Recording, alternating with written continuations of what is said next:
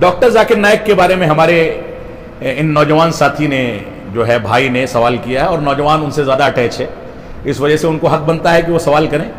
Doctor Zakir Naik منہجی لحاظ سے سلفی نہیں ہے، ٹھیک ہے؟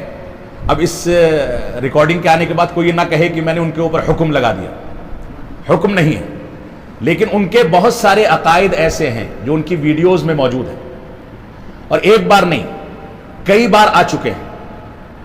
ایک بار سبقت لسانی سے کوئی غلطی ہو جائے تو اس کی توجیہ تعویل کی جا سکتی ہے، یا ان سے پوچھا جا سکتا ہے کہ آپ نے ایسا کیوں کہا۔ کئی ایسے بنیادی منہجی عقدی مسائل ہیں جو 15 سال پہلے انہوں نے اپنے درس میں کہے، پھر 10 سال پہلے بھی وہی بات کہی، اور 4-5 سال پہلے بھی وہی بات کہی۔ بہت سارے ایسے امور ہیں جن کو میں کر سکتا ہوں، اللہ نہیں کر سکتا۔ یہ کئی سارے ان کی ریکارڈنگز میں موجود ہیں۔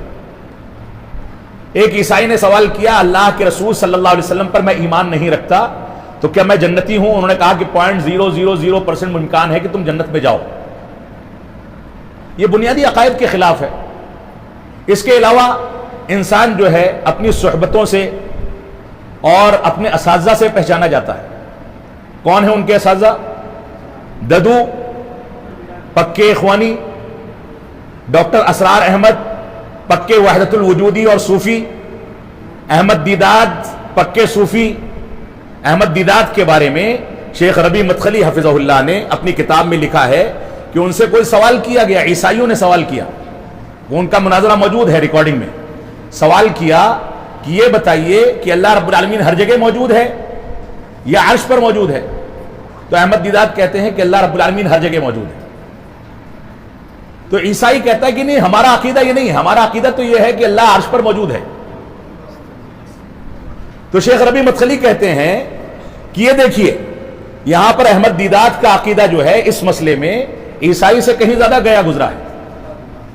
تو یہ تو ڈاکٹر ذاکر نائک کے اساتذہ ہیں، اور اساتذہ استاذ ہونے اور ان کی استاذی پر فخر کرنے میں وہ کبھی چوکتے نہیں ہیں۔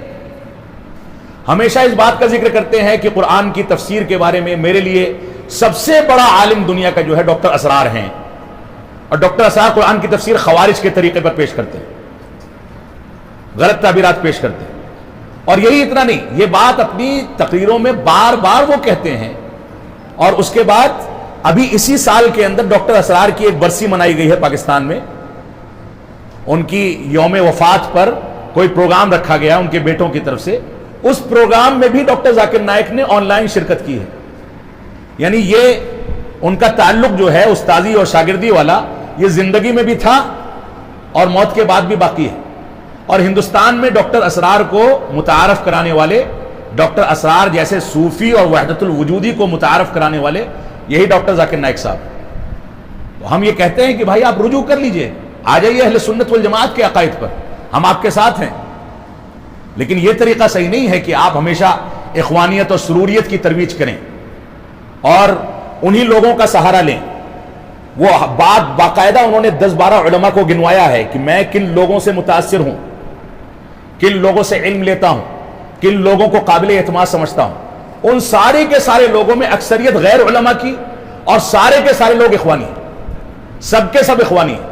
تو کون سی بنیاد پر ہم ان کو سلفی سمجھ سکتے ہیں؟ اس وجہ سے یہاں منہج سلف کا تقاضا ہے کہ انصاف سے کام لیا جائے۔ اللہ رب العالمین ہم کو قرآن و سنت کی ترویج کرنے کی توفیق عطا فرمائے۔